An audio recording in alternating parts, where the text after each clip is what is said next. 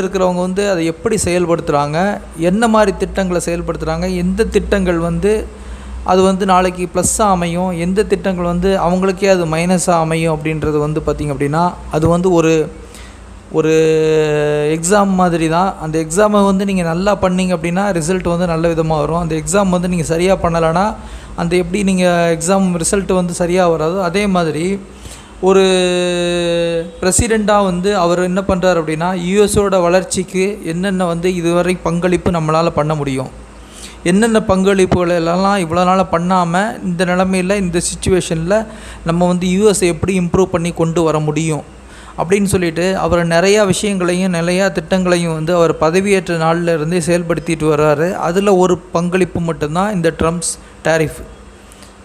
But இது வந்து பார்த்திங்கன்னா நம்ம பேச வர டாபிக் வந்து ட்ரம்ப்போட டேரிஃப் பற்றி கிடையாது. இது வந்து ட்ரம்ப் அவர்களோட ஸ்டைல். அவர் என்ன ஸ்டைலில் பேசுகிறார்